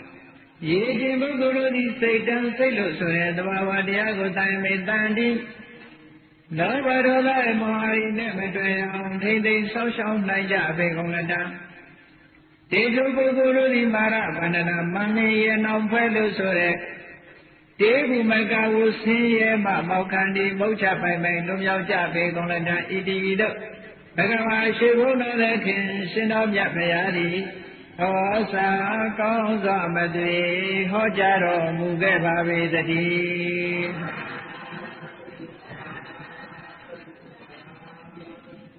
အဲ့ဒီစိတ်လေးကိုလောဘဒေါသမောဟဆိုတဲ့ကိလေသာတွေနဲ့မတွဲအောင်ထိန်းလိုက်တဲ့လောဘဒေါသမောဟဆိုတာသူ့ဘာသူဖြစ်လာတာမဟုတ်ဘူးစဉ်းစားလို့အာယုံပေါ်မှာတွေးပြီးတော့ဆင်ញင်မှဖြစ်လာတာနော်အဲ့ဒါလို့ဆင်ញင်ပြီးတော့လောဘဒေါသမောဟဖြစ်အောင်မလုပ်နဲ့မတွဲစေနဲ့မတွဲရအောင်ထိမ့်သိမ်းဆောက်ရှောက်ပါတဲ့အဲ့ဒါလို့ထိမ့်သိမ်းဆောက်ရှောက်မယ်ဆိုလို့ရှိရင်စိတ်ဒီလောဘနဲ့မတွဲဒေါသနဲ့မတွဲမောဟနဲ့မတွဲလောဘနဲ့မတွဲရလို့ရှိရင်အလောဘဆိုတဲ့လောဘရဲ့ဆန့်ကျင်မဲ့သဘောတရားတွေမိမိရဲ့စိတ်ထဲမှာပေါ်လာလိမ့်မယ်နော်အလောဘဖြစ်နေလို့ရှိရင်လောဘမဖြစ်နိုင်ဘူးအဒေါသလို့ခေါ်တဲ့ဒေါသကင်းစင်မေတ္တာသဘာဝတရားတွေဝင်နေလို့ရှိရင်ဒေါသမဖြစ်ဘူးအမောဟလို့ဆိုတဲ့အသိဉာဏ်တွေဝင်နေလို့ရှိရင်မောဟမဖြစ်ပါကုသိုလ်တရားအလုံးရဲ့အမြတ်ဟာအလောဘအဒေါသအမောဟတာဖြစ်တယ်အလောဘအလောဒအမောဟတို့သည်လောဘဒေါသမောဟဆိုတဲ့အကုသိုလ်ရဲ့အမြတ်၃မျိုးကိုဖယ်ရှားနိုင်တယ်စိတ်ကိုထိမ့်သိမ်းဆောက်ရှောက်အောင်တဲ့အဲဒီလိုထိမ့်သိမ်းဆောက်ရှောက်လို့ရှိရင်မြတ်စွာဘုရားသခင်ကိုရောမြတ်ကမောက္ခန္တိမာရဗန္ဒနာမာရဗန္ဒနာကိလေသာရဲ့ထောင်ကြီးတဲ့ဘုန်းကြီးတို့တွေနေကြရတာသဘာဝနဲ့သေချာကြည့်ပဲဆိုလို့ရှိရင်တန်တရားကြီးဟူသောထောင်ကြီးထဲမှာနေကြတာဟုတ်တယ်သေချာစဉ်းစားကြည့်လွတ်ရမရှိဘူးနော်ဘာဖြစ်လို့လွတ်ရမရှိလဲလို့ဆိုလို့ရှိရင်ဒီထောင်ထဲမှာဘယ်လိုကျင်လဲနေကြရလဲဩမိဘစီအလေးပြီးတော့မွေးဖွားလာငယ်ငယ်ကနေမွေးပြီးတော့တဖြည်းဖြည်းအိုးလာပြီးတော့နာပြီးတော့တည်သွားပြန်တည်သွားပြီးဘာလို့ပြန်တော့တစ်ခါပြန်ပြီးတော့တန်တရားထဲမှာပြန်ဖြစ်ဖြစ်ရဘဝမှာတစ်ခါအိုးပြန်နဲ့နာပြန်နဲ့တည်ပြန်နဲ့ဟောဒီလိုနဲ့ပဲလှဲ့နေမှာထွက်ပေါက်ကုန်ရှိလွတ်ရမရှိအဲ့ဒါဘယ်သူကချုပ်နှောင်ထားတာတော့ဆိုရင်မာနလို့ဆိုတဲ့ကိလေသာချုပ်နှောင်ထားတာနော်အဲ့ဒီကိလေသာတွေရဲ့အချုပ်နှောင်တဲ့ကမလွတ်ဘူးတဲ့လွတ်ချင်လို့ရှိရင်ကိုယ်စိတ်ကလေးကိုထိန်စိတ်ကိုမထိန်နိုင်တဲ့ကြဘယ်တော့မှမလွတ်ဘူးဒါတွေလားလို့ဆိုလို့ရှိရင်ဘုန်းကြီးတို့မြေဝန်သားမြေဝန်သမီးတွေကိုယ်စိတ်ကလေးကိုလောဘဒေါသနဲ့မောဟနဲ့မတွဲရအောင်မထိန်နိုင်ဘူးဆိုရင်ဒုက္ခတွေနောက်ကလိုက်ဦးလောဘဒေါသမောဟတွေနဲ့မတွဲရအောင်ထိန်သိမ်းလို့အလောဘအရောဓအမောဟဆိုတဲ့ကုသိုလ်သဘာဝတရားတွေနဲ့တွဲလို့ရှိရင်တော့ချမ်းသာဒုက္ခတွေရနိုင်တယ်။ဒါကြောင့်မို့လို့စိတ်ရဲ့သဘာဝနဲ့ပတ်သက်ပြီးတိုက်ခါလာမြတ်စွာဘုရားတခင်ကိုရောမြတ်ကမနောတဝိဝါဓမ္မမနောတိဋ္ဌမနောမယမနသာစေပဒုထေနပါတတိဝါကရောတိဝါတတောနံဒုက္ခမနွေတိစကံဝဝဟတောပရံစိတ်ရဲ့သဘာဝလေးကိုကြည့်အရာရာကိုစိတ်ကဥဆောင်တယ် ဓမ္မမိမိနဲ့စိတ်နဲ့ရှင်တွဲပြီးတော့ဖြစ်ပေါ်လာတဲ့ခံစားမှုစတဲ့စေတသိက်သဘာဝတရားတွေဟာမနောဘဝေကမှာစိတ်ရင်းရှိသွားကောင်းဆောင်ရှိကြပါပဲကိုအရာရာမှာစိတ်ကဆောင်နေတယ်ခံစားချက်တွေရဲ့ရှေ့ကစိတ်ရှိတယ်နော်စိတ်ကိုမိတွေ့ပြီးတော့မှခံစားချက်စတဲ့စေတနာတွေဖြစ်ရတယ်မနောဘဝေကမှာစိတ်ရင်းရှိသွားရှိကြပါပဲကိုမနောသေထာစိတ်ဒီဟုသောအကြည့်အကဲရှိကြပါပဲကိုမနောမယစိတ်ဖြင့်ပြည်ကြပါပဲကိုဝါစိတ်ကဖန်တီးထားတဲ့အရာတွေဒါဖြစ်ပါပဲတော့သဘာဝတရားကိုဆင်ခြင်စဉ်းစားကြည့်ခံစားချက်စတဲ့သဘာဝတွေလောဘဒေါသမောဟစတဲ့သဘာဝတွေဘယ်သူကရှေ့ဆောင်သွားတော့ဆိုစိတ်ကနေရှေ့ဆောင်သွားတာစိတ်ကနေရှေ့ဆောင်သွားပြီးတော့စိတ်ကြောင့်မို့သူတို့ဖြစ်နေကြရတာအဲ့ဒါလို့ဆိုလို့ရှိရင်ကိုယ့်ရဲ့တဏ္ဍာမှာရှိတဲ့စိတ်ကလေးကိုမကောင်းတာတွေနဲ့မတွဲအောင်ထိန်းလို့မရပေဘူးလားအကယ်၍များမထိန်းဘူးစိတ်ကလေးဟာမကောင်းတဲ့အခြေအနေတွေနဲ့မကောင်းတဲ့စေတသိက်တွေနဲ့ရှင်တွဲသွားလို့ရှိရင်အဲ့ဒီစိတ်ကလေးကိုဗဒုဋ္ဌစိတ်တဲ့ပျက်စီးသွားတဲ့စိတ်လို့ခေါ်တယ်နော်လောဘတွေနဲ့ရှင်တွဲ၍နေမယ်ဒေါသတွေနဲ့ရှင်တွဲ၍နေမယ်မောဟတွေနဲ့ရှင်တွဲ၍နေမယ်အဲ့ဒီစိတ်လေးကဗဒုဋ္ဌစိတ်ဒါကြောင့်ဘုရားမြတ်စွာဘုရားသခင်ကိုရောမြတ်ကဗဒုဋ္ဌေနလောဘဒေါသမောဟတို့ကြောင့်ပျက်စီး၍သာတော်မနတာစိတ်ဖြင့်စေဝတတိဝါအကံရိပ်မူလီပြောဆိုလိုက်မယ်ဆိုရင်စေကရောတိဝါအကုန်ကြီးတစ်စုံတစ်ခုကိုပြုလိုက်လို့မယ်ဆိုလို့ရှိရင်ဟောစိတ်ကလေးမှာသူ့ဘာသူသဘာဝအတိုင်းမနေဘဲနဲ့ထိုစိတ်ကလေးဟာအတွေးအကြံတွေရဲ့နောက်လိုက်ပြီးတော့လောဘဖြစ်သွားမယ်လောဘကြောင့်ထိုစိတ်ကလေးကညှဉ်းနှွမ်းပြီးတော့ပျက်စီးသွားမယ်ဒေါသနဲ့ရှင်တွဲလိုက်လို့စိတ်ကလေးကညှဉ်းနှွမ်းသွားမယ်ဆိုလို့ရှိရင်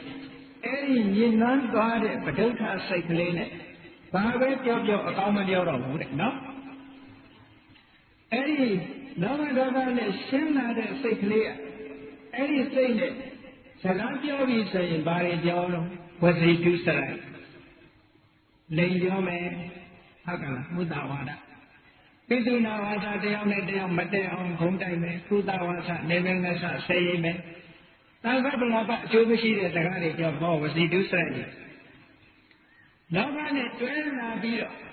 လောဘနဲ့ရှင်တွဲနေတဲ့စိတ်ရှိတဲ့ပုဂ္ဂိုလ်ကြီးဘယ်တော့မှအကောင်းမပြောတော့ဘူးဟုတ်ကဲ့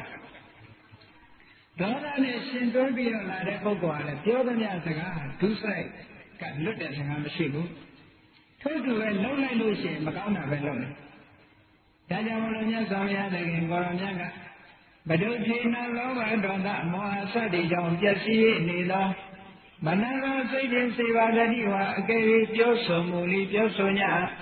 စေကရောတိဝါတစ်စုံတစ်ခုကိုမူလီပြုလုပ်냐တတော်ထိုသို့ပြုလုပ်ပြောဆိုခြင်းကြောင့်နံပုဂ္ဂလံထိုပုဂ္ဂိုလ်တို့ဒုက္ခံဆင်းရဲသည့်အနွေတိချက်ချပတ်ခွာလိုက်ပါ၍နေလေတော့၏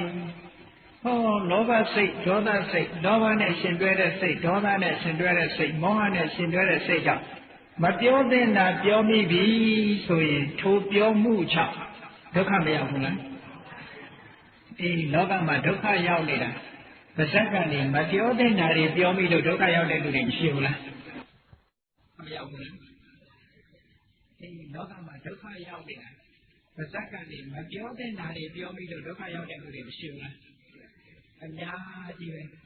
အဲ့ဒီလူဟာမပြောတဲ့နာဘာကြောင့်ပြောလဲဆိုရင်လောဘကြောင့်ပျက်စီးသွားတဲ့စိတ်နဲ့ပြောနော်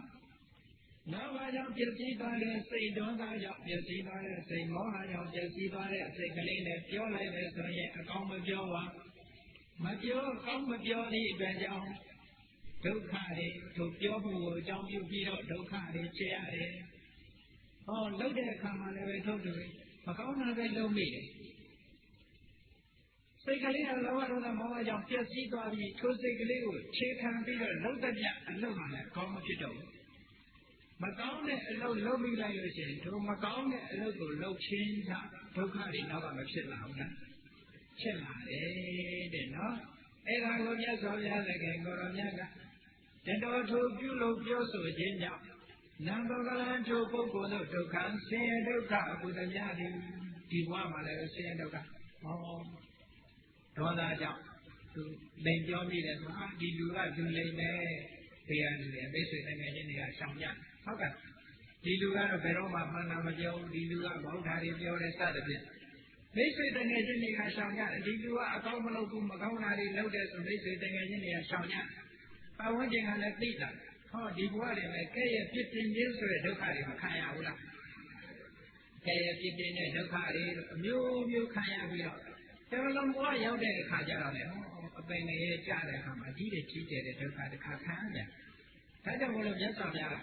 မကောင်းတာပြောမိပြီးမကောင်းတာလုပ်လို့ရှိရင်အဲ့ဒီမကောင်းတာပြောခြင်းပြုလုပ်ခြင်းကိုအခြေခံပြီးတော့ဒုက္ခတွေဒီပုဂ္ဂိုလ်ရဲ့နောက်မှာလိုက်နေတယ်ဘယ်လိုလိုက်တယ်လဲလို့ဆိုရင်စိတ်ကဝဝါတော်ဗလားဝါတော်လဲမှာကထားတဲ့နွားရဲ့ပဒံခြေရာတို့စက္ကန့်လဲပြီးကြီးပြီးအလွေကြီးဤဝါထက်ထမကွာလိုက်ပါနေပြီးတကယ်လို့ဒီလဲမြင်မှုကြတယ်မဟုတ်လားနွားလဲမှာကထားလို့ရှိရင်နောက်ကဘိန်းကြီးကတခါတော့လိုက်နေတော့တာပဲနော်ထက်ချက်မကွာလဲဘိန်းကြီးလိုက်နေတယ်လို့ပဲတဲ့ဆင်းရဲဒုက္ခနောက်ကနေလိုက်ပြီးတော့နေတယ်ဒုက္ခပေးပြီးတော့လိုက်နေတာအေးအဲ့ဒါကြောင့်မလို့မြတ်စွာဘုရားတကယ်ကိုရောမြတ်ကမိမိတို့စိတ်ကလေးကိုထိန်းရမယ်ပဒုဋ္ဌမနာနဲ့တစုံတစ်ခုကိုပြောမယ်ဆိုမယ်လုပ်တိုင်းမယ်ဆိုလို့ရှိရင်ဆင်းရဲဒုက္ခတွေရနိုင်တယ်ဘုန်းကြီးတို့မြတ်စွာဘုရားတကယ်ကိုရောမြတ်လက်ထက်တော်အခါကာလတော့ကရဟန်းတော်တစ်ပါးဟာဝိတော်ကအရှင်ပါဠလို့ခေါ်တယ်အဲဒီရဟန်းတော်တစ်ပါးဟာအချင်းမျိုးပါပဲအမတန်ချမ်းသာတဲ့သူမျိုးကနေတရားနာတဲ့အခါကျတော့သာသနာ့ဘဝဝင်ရဟန်းကပြီးတော့တရားမှကျင့်ကြံကြုတ်ကိုအားထုတ်တော်တယ်သွားပြီးတော့အပေါ်ရန်နေအားထုတ်ဘယ်လောက်ထိအောင်အားထုတ်လဲဘယ်လောက်ကောင်းတယ်လဲလို့ဆိုလို့ရှိရင်ထိုင်ခြင်းသွားခြင်းရက်ခြင်းဆိုရဣရိယာပုသုံးပါးတယ်လျှောင်းခြင်းဆိုတဲ့ဣရိယာပုပယ်လိုက်သူ့တက်တာတရားအထုတ်နေတဲ့အချိန်ကဘယ်တော့မှကြောခင်းပြီးတော့မအိပ်ဘူးထိုင်ပြီးတော့တရားအထုတ်မယ်ဉာဏ်လျှောက်ပြီးတော့တရားအထုတ်ဆွဲကောင်းကောင်းနဲ့တရားအထုတ်လိုက်တာဘာဖြစ်လာလဲလို့ဆိုလို့ရှိရင်နှစ်လလောက်တရားအထုတ်လိုက်တဲ့အချိန်မှာမျက်စိယောဂရဘုန်းကြီးတို့ပြောသားပြောသားတွေစဉ်းစားတယ်ပဲတရားအထုတ်လို့မျက်စိယောဂရတယ်လို့ထင်ကောင်းထင်တယ်မဟုတ်ဘူးနော်တရားအထုတ်လိုက်တဲ့အခါမှာသူမျက်စိယောဂရတာအကြောင်းတရားကဘာလဲလို့ဆိုမအိပ်မနေပဲနဲ့တရားအထုတ်လာတဲ့အတွက်ကြောင့်အတိတ်ဘဝကကျွလွန်ခဲ့တဲ့ပြစ်မှုဆင်းရဲဒုက္ခကိုပေးဖို့ရောက်ပါတယ်။အဲ့ဒါနဲ့မျက်စိယောဂရပြီးတော့နောက်တော့မျက်စိကွယ်သွားတဲ့အချိန်ရောက်ပါအဲ့ဒီယဟန်တော်မှာမျက်စိလည်းကွယ်သွားရောကိလေသာအတော်တွေပုံပြီးတော့ယဟန်တာဖြစ်သွားတယ်။မျက်စိမကွယ်အလင်းမရတဲ့အချိန်မှာယဟန်တာကြီးဖြစ်သွားတယ်။မျက်စိကွယ်သွားတာရဲ့ယဟန္တာဖြစ်တာရဲ့ကြိုင်နဲ့ဖြစ်သွားတယ်နော်အေးယဟန္တာဖြစ်တော့တရားတွေကောင်းရတဲ့နဲ့ဘာဖြစ်လို့မျက်စိကွယ်ရတော့ဆိုတော့အတိတ်ဘဝကဆင်းရဲဒုက္ခလိုက်နေပုံကိုရှိတခုသောဘဝမှာဆိုတာဆေးဆရာတခုဖြစ်တယ်မျက်စိအထူးခုဆရာပေါ့မျက်စိအထူးခုဆရာကအမတန်ကောင်းလာတဲ့အစွမ်းထက်တဲ့မျက်စိနဲ့မျက်စိခုကိုသူဆေးပြောစုံနဲ့ကျေးရွာတွေလှည့်ပြီးတော့မျက်စိရောက်လာခုရွာတရားရောက်တဲ့အခါကျတော့အမျိုးသမီးတယောက်ကမျက်စိမကောင်းဘူးမျက်စိမကောင်းတော့အဲ့ဒီအိမ်ရောက်တဲ့အခါကျတော့အဲ့ဒီယောဂအကြောင်းဆွေးနွေးပြီးတော့မျက်စိအထူးခုဆရာကဗာပြောတော့ဆိုလို့ချင်းဒီယောဂဒီမျက်စိကိုကျွန်တော်ရအောင်ခုပြင်မယ်ခုရင်သေဘဝကဘယ်တော့သိမလဲတဲ့စကားပြောတယ်နော်အဲ့လိုစကားပြောတဲ့အခါကျတော့မျက်စိယောဂဖြစ်နေတဲ့အမျိုးသမီးကဗာပြောတော့ဆိုဆရာရဲ့ပြောင်းလာခုပါကျမမျက်စိကြောက်လို့ကတော့လူကိုယ်တိုင်ကြုံခံပါမယ်သူကလည်းစကားလုံးကြီးကြီးနဲ့ပြောလိုက်တာပေါ့နော်စကားလုံးအောင်ပြောတာလူကိုယ်တိုင်ကြုံခံပါမယ်ပိုက်ဆံတော့မပြောနဲ့မျက်စိသာပြောင်းအောင်ကိုလူကိုယ်တိုင်ကြုံခံမယ်ဆိုသိကြရတဲ့အိကောင်းပြီခင်ဗျားစကားကြီးစီဆိုပြီးတော့အမတန်အစွမ်းထက်တဲ့မျက်စိကိုခတ်လိုက်တဲ့ကတစ်ချိန်ခတ်ရုံနဲ့သူ့မျက်စိယောဂကကြောက်အဲ့လိုလို့ကြောက်သွားတဲ့အခါကျတော့ထိုအမျိုးသမီးကသူ့စကားနဲ့သူစကားတော်ကြုံဖြစ်ဆိုကြုံဖြစ်ရတော့မှကျတော့သူကြောက်လာတော့ဆေးဆရာနောက်တစ်ခေါက်လာတဲ့အချိန်မျက်စိယောဂအချိန်လေးလာပြီးတော့မေးတဲ့အချိန်ကိုဘာပြောတော့ဆိုဆရာမျက်စိခတ်လိုက်တဲ့အချိန်ကကျမမျက်စိပို့ပြီးတော့သိုးသွားပါတယ်ဆိုပြီးတော့အမျိုးသမီးကလည်းလိန်တော့တာနော်ကြုံဖြစ်တော့မှာ အဲ့လိုလိန်တဲ့အခါကျတော့ဆေးဆရာကလည်းသိတယ်ငါ့ကိုဆေးဘိုးဘွားကမပေးခင်လို့လိန်တာပဲလို့ဆိုပြီးအမတန်မှအစွမ်းထက်လာတဲ့မျက်လုံးကိုကမ်းသွားစေတတ်တဲ့မျက်စင်းတစ်မျိုးကိုခေါ်ဆက်ပြီးထိုအမျိုးသမီးကိုမျက်စိကမ်းအောင်ဆေးခတ်ပေးခဲ့တယ်ကဲစဉ်းစားကြည့်ပိုက်ဆံမပေးခြင်းနေသူ့မျက်လုံးတော့ငါကမ်းအောင်လုပ်မယ်ဆိုတာပါတော့ဒေါသမဟုတ်လားဟုတ်ကဲ့လားမချေနှက်တာငါ့ကိုပတ်စံမပေးခြင်းလို့စေဘဝကမပေးခြင်းလို့ဒီလိုလိန်တာသူ့တော့ပြီးစေမယ်ဆိုဒေါသဖြစ်တာဟုတ်လားအဲ့ဒီဒေါသဖြစ်သည့်အလျောက်သူမလုပ်လိုက်လဲဆိုရင်မျက်စိကန်းစီတတ်တဲ့ဆေးကိုခတ်ပေးလိုက်တယ်တဲ့ဟောခတ်ပေးလိုက်တဲ့အတွက်ကြောင့်ခုနကပြောတဲ့ပဒုဋ္ဌေနလောဘဒေါသမောဟတို့ကြောင့်ပျက်စီး၍နေသောမနတစိတ်ဖြင့်ပျက်စီးပါတဲ့စိတ်တဲ့လောက်တာနော်စိတ်ဆိုးသိမ့်မိုက်တဲ့ဇေဝတတိဝါကဲပြီးပြောဆိုလိုက်မယ်စေကရောဒီဝါအကဲပြီးပြုလုပ်လိုက်မယ်ဆိုလို့ရှိရင်တတော်ထို့သို့ပြုလုပ်ပြောဆိုမှုကြောင့်ဒုက္ခဆင်းရဲဒုက္ခတွေအမြင့်တိထက်ချက်မကွာလိုက်ပါ၍နေလေတော့၏အဲ့ဒီတော့ကမျိုးသမီးတရားကိုမျက်စိကန်းအောင်လုပ်ခဲ့လို့ဘဝပေါင်းများစွာမျက်စိကန်းရဟန္တာဖြစ်တဲ့ဘဝထီအောင်ဟောဒီမျက်စိဝေဒနာဖြစ်တယ်။ဘုန်းကြီးတို့တရားချက်ကသူတော်စင်ပြိဿတို့လူချင်းတူပေမဲ့လို့လောကမှာမျက်စိယောဂါတွေဖြစ်ကြတယ်။သူများတဲ့ပိုးပြီးတော့မျက်စိဒုက္ခရောက်တယ်ဆိုတဲ့ပုဂ္ဂိုလ်တွေကအတိတ်ဘဝတုန်းကအခုလိုဒေါသအခြေခံပြီးတော့ပြမခဲ့တဲ့အကုသိုလ်တွေရှိကောင်းရှိနိုင်တယ်နော်။ဒါကြောင့်လို့ကိုယ်စိတ်လေးကိုမထိုက်နဲ့ဘူးလား။အကယ်၍များတော့ပိုက်ဆံမပေးခြင်းနဲ့နေပါစေသူ့မျက်စိတွေကောင်းပါတယ်ဝမ်းသာတယ်ဆိုတဲ့မေတ္တာကလေးနဲ့ကြားဆိုရင်ဒီလိုဖြစ်ပါမလားမဖြစ်ဘူးပိုက်ဆံမပေးတာမချေနှက်လို့ဒေါသဖြစ်ပြီးတော့ထိုအမျိုးသမီးကောင်းအောင်လုပ်လိုက်တာအဲ့လိုကောင်းအောင်လုပ်လိုက်တဲ့အခါကျတော့ထိုအမျိုးသမီးယောဂဆိုရင်အမျိုးသမီးမျက်စိကန္တာကတဘွားတယ်သေဆရာမျက်စိကန္တာကဘဝပေါင်းများစွာရဟန္တာဖြစ်သည့်ဘဝတော်မှာမျက်စိနဲ့တွေ့အလင်းမရတဲ့ဘဝဖြစ်သွားတယ်ဟုတ်ကဲ့ဒီဒါကြောင့်မို့လို့ဒုက္ခဆိုတာအငြိတိထက်ချက်မကွာဆင်လိုက်လက်ကထားတဲ့နွားကြီးရဲ့နောက်လှဲပဲကြီးကလိမ့်ပြီးတော့နောက်ကနေလိုက်နေတယ်လို့ထိုနွားကြီးကရက်လိုက်လှဲပဲကပေါင်ကိုကြိတ်မယ်ရှေ့တိုးလို့ရှိရင်ဟုတ်လားတဘိုးကပခုံးကိုကြိတ်တယ်နောက်ဆုတ်လိုက်လို့ရှိရင်လှဲပဲကနေပြီးတော့ပေါင်းသားကိုကြိတ်ဟောဒုက္ခတွေနဲ့တွေ့ပြီးတော့ဒီလိုလိုက်အဲ့ဒါလိုပဲဘုန်းကြီးတို့ပြောအောင်သားပြောအောင်သမီးတွေလောဘတို့ဒေါသတို့မောဟတို့မိမိတို့သဏ္ဍာန်မှာမဖြစ်အောင်စိတ်ကိုထိန်းသိမ်းဆောင်ရှောက်ဒါဖြင့်လောဘဒေါသမောဟမဖြစ်အောင်ဆောင်ရှောက်နိုင်တာနိလန်၄တွေရှိတယ်အဲ့ဒီနိလန်၄တွေတွေကိုမှတ်ထားဖို့ပြောရတယ်ဘုရားမြတ်စွာရဲ့တရားဒေသနာဆိုတာနာယုံနဲ့သိက္ခာမပြီးဘူးနော်ဆေးနဲ့အလားတန်တူတယ်ဆရာကယောဂပြောက်ဖို့ဆေးပေးတယ်သို့တော့ခေါင်းအောက်ထား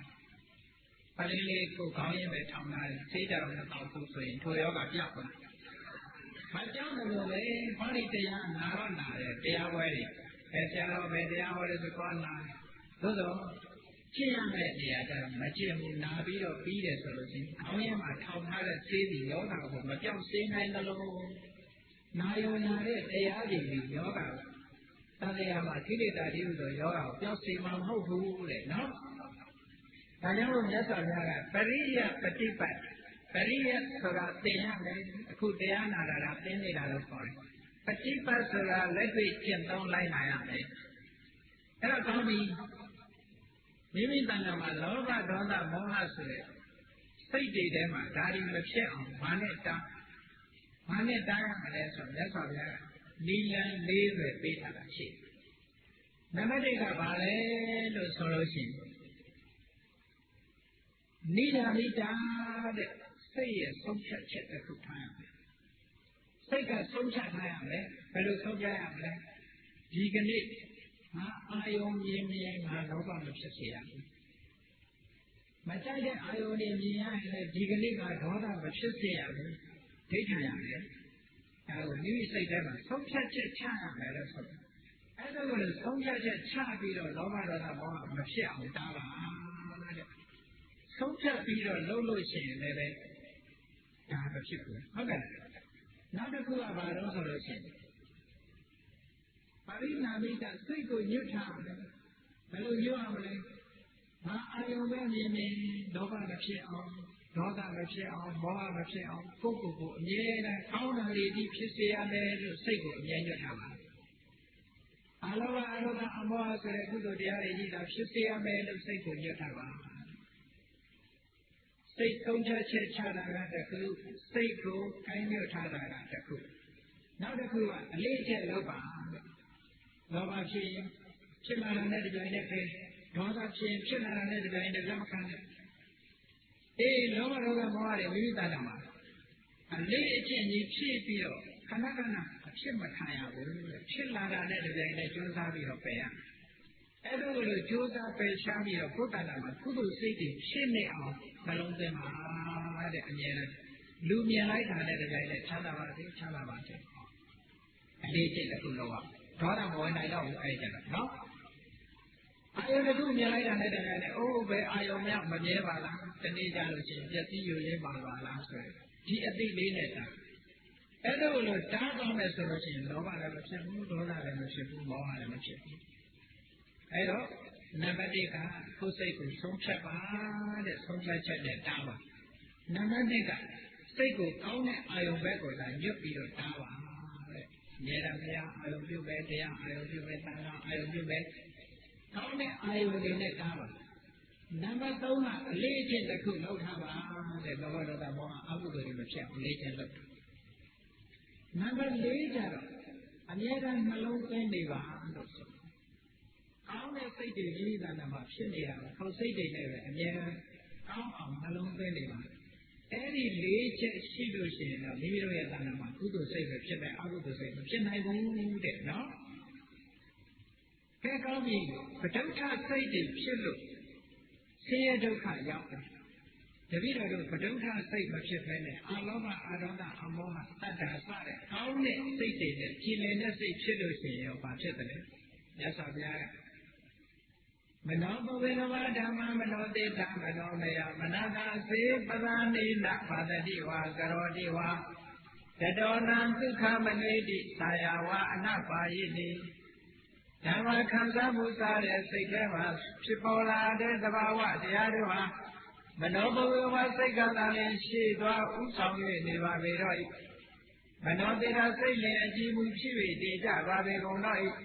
မနောမယစိတ်တိဟူသောတရားကပြုခံ၍နေကြပါပေကုန်တော့တရားရမှာစိတ်ကရှည်သွားပြီးစိတ်ကဥဆောင်ပြီးတော့နေတယ်ပတန်နေနာအလောဘအာဒေါသအမောဟဆိုတဲ့ကုသိုလ်စိတ်တရားစိတ်တွေကြောင့်ကြည်လင်၍နေတော့နောက်ကမှစိတ်မကြည်ဘူးဆိုတာဘယ်သူပဲဖြစ်ဖြစ်ငါစိတ်မကြည်ဘူးနော်ဆိုရင်အကုသိုလ်တွေဖြစ်နေတာလို့ပြောလို့မှတ်စိတ်ကြည်နေတဲ့ကုသိုလ်တွေဖြစ်ပတန်နေနာတတ္တစားတဲ့ကုသိုလ်တရားတွေကြောင့်စိတ်ကြည်၍နေတော့မနာတာစိတ်ဖြင့်ဇေဘာဂတိဝါကဲ၍ပြောဆိုမှုမီပြောဆို냐စိတ်ကလေးကြည်နေပြီကောင်းတဲ့စိတ်တွေဝင်နေပြီဆိုလို့ရှိရင်ပြောလိုက်တာလည်းအကောင်းပြောတယ်နော်ဇေကရောတိဝါကဲ၍မူလီပြုလုပ်냐လောက်တာဆိုရင်ကောင်းတာတွေပဲလုပ်တယ်အခုတရားဝဲလာတာစိတ်ကြည်လို့လာတာလားစိတ်မကြည်လို့လာတာလားစိတ်ကြည်ကြည်တဏှာကြည်လူသောစေတသာစိတ်မနတာစိတ်ဖြင့်စေဝဂတိဝါကလေးမူလီပြောဆို냐စေရောတိဝါကလေးမူလီပြုလုပ်냐တတော်ထိုကဲ့သို့ပြောဆိုပြုလုပ်ခြင်းကြောင့်နတ်ပုဂ္ဂလံထိုပုဂ္ဂိုလ်တို့ဒုက္ခံချမ်းသာဒုက္ခအမှုသမျှသည်စိတ်ကြည်နေတဲ့ပုဂ္ဂိုလ်ကဘာပြောပြောအပြစ်ကင်းတာပြောတယ်ဘာလို့လို့အပြစ်ကင်းတာတွေလုပ်တာဟောအပြစ်ကင်းတာလုပ်တဲ့ပုဂ္ဂိုလ်တယောက်ဒုက္ခရောက်ပါလားမရောက်ဘူးတဲ့အပြစ်ကင်းတာလုပ်နေတဲ့အတွက်ကြောင့်တတော်သူကောင်းတာတွေကိုပြောပြီးတကားလားကောင်းတာတွေကိုလုပ်ခြင်းကြောင့်နံပုဂ္ဂလံထိုပုဂ္ဂိုလ်တို့ဒုက္ခံချမ်းသာဒုက္ခဟုသမျှသည်ဒီဘဝမှာလည်းတော်လိုက်တာစိတ်ကောင်းနှလုံးကောင်းရှိပါပေတယ်နဲ့ချီးမွမ်းခံရနော်ဒီဘဝမှာလည်းလူတကာကချီးမွမ်းလူတကာကချီးညိုနောက်ဘဝရောက်တဲ့အခါမှာလည်းချမ်းသာဒုက္ခရတဲ့ဒုက္ခရှိတဲ့ဘုံဌာနတွေမှာရောက်ရတယ်တဲ့ဒုက္ခနဲ့ဒီဓမ္မပြေစတဲ့နောက်ဆုံးမှာနိဗ္ဗာန်ချမ်းသာဖြစ်အောင်ချမ်းသာဒုက္ခရဒုက္ခချမ်းသာဒုက္ခဒီအတွေ့အထိထက်ချမကွာလိုက်ပါရဲ့နေလေတော့ယထာကေဝေတို့ဤဟူကသာယဝအနာဘာယိနိသာယမိမိရဲ့ကိုယ်ကထွက်ပေါ်လာတဲ့အရေးဟာအနာဘာယိနိဝဘေခာမမိမိကိုတ ခွာ၍စွန့်တယ်၍မထားလေတကယ်ဒုက္ခချမ်းသာဒုက္ခဝန္ဒမြသည်အမေဒီထက်ထက်မကွာလိုက်ပါပြည့်နေလေတော့ဤဒီတော်ကဝါရှိခိုးတော်တဲ့ခင်ရှင်တော်မြတ်ဖရာသည်အဝဇ္ဇာကောင်းစွာမသွေဟောကြားတော်မူခဲ့ပါပေတည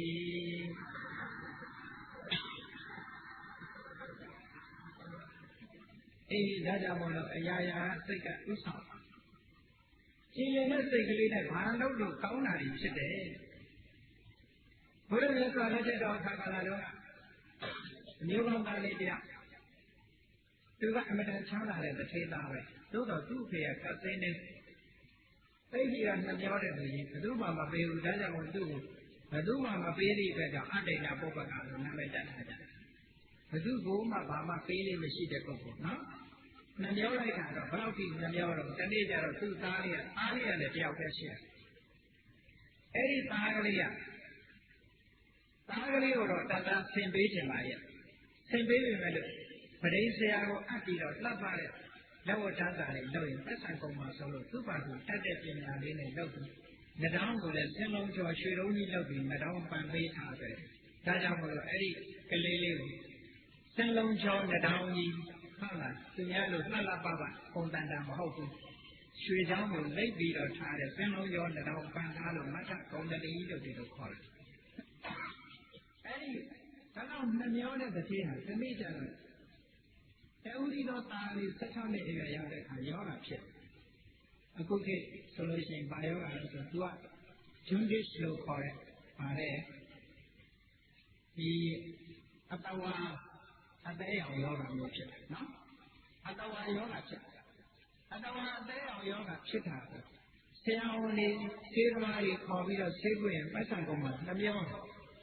ဒီအတွက်ကြောင့်ဒီယောဂဘာနဲ့ပြောက်တော့ဆေးစရာတွေကောင်းပြီးတော့ဆေးစရာတွေကလည်းတောင်းရောပြောကြတာပေါ့ဆေးပြီးတို့တွေပေးဆေးပြီးတို့တွေပေးတော့အဲ့ဒါလေးနဲ့တိုက်ယောဂကတဖြည်းဖြည်းပြင်းထန်လာတယ်ခုလိုမရတဲ့အခြေအနေရောက်အဲ့ကြတော့ဆေးစရာပဲတော့ဆေးစရာတွေကဘယ်သူမှလက်မခံတော့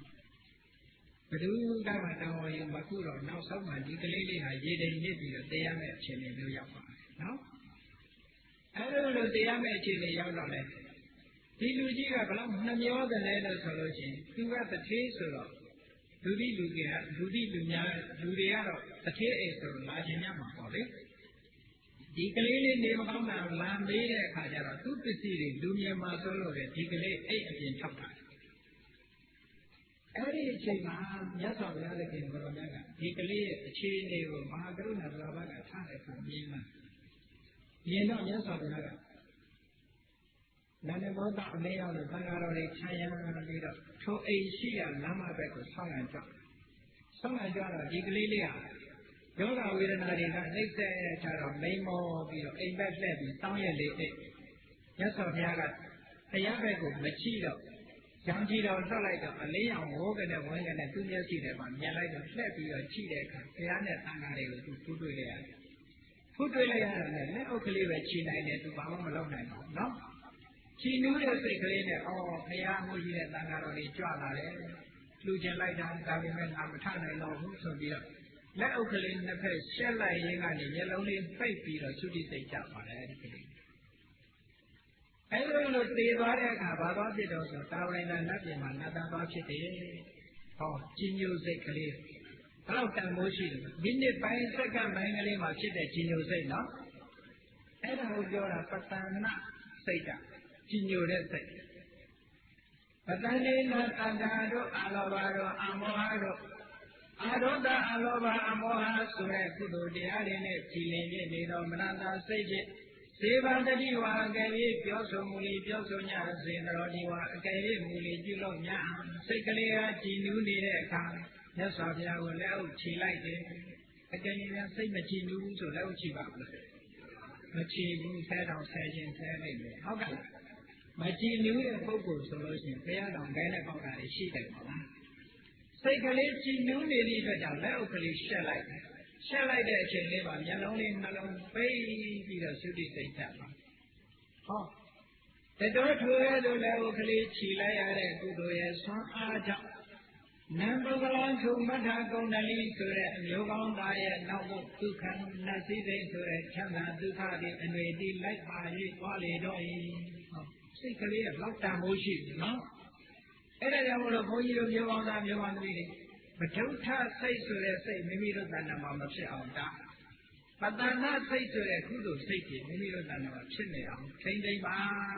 တဲ့အဲ့ဒီလိုမှမထိမ့်သိမ့်နိုင်ဘူးဆိုရင်ပဋုဋ္ဌစိတ်တွေဖြစ်ပြီးပဋုဋ္ဌစိတ်နဲ့သိမယ်ဆိုရင်အပေငယ်တိတ်တာနော်ဒီတိုင်းကြောင့်မလို့ပတ္တနာစိတ်မိမိရဲ့တဏ္ဍာမှာဖြစ်နေအောင်စိတ်ကနေပြီးတော့လောကကြီးကိုဆောင်းနေတာဖြစ်သောကြောင့်မိမိတို့ရဲ့စိတ်ကလေးကိုအစဉ်သာဝရကြည်လင်ကြီးစကားလည်းနေအောင်လုပ်ကြရလိမ့်မယ်ရေစိတ်တံတန်ရဲ့မေတ္တာတိမောက္ခန္တိမာရဗန္ဒနာရေခြင်းပုဂ္ဂိုလ်တို့ဒီစိတ်တံမိမိရဲ့စိတ်ကိုနိုင်မယ်တန်တိလောဘဒေါသမောဟတွေနဲ့ကျွဲ၍မသွားရနိုင်အောင်ထိမ့်သိမ်းဆောင်ပြီးနိုင်ကြပေတော်လည်းတေထုမိမိတို့စိတ်ကိုထိမ့်သိမ်းဆောက်ရှောက်နိုင်တဲ့ပုဂ္ဂိုလ်တို့သည်မာရဗန္ဒနာကိလေသာတိဟုသောမမင်းရဲ့အနောက်ဘက်လို့ဆိုတဲ့သံဃာဝဆင်းရဲမှမောက္ခန္တိဘုရားပိုင်ပိုင်လွတ်မြောက်နိုင်ကြပေကုန်လည်းညီဟု၍ဘဂဝါရှိခိုးတော်တဲ့ခင်ရှင်တော်မြတ်မယားသည်ဟောစာကောင်းစွာမသိဟောကြားတော်မူခဲ့ပါပေသတည်း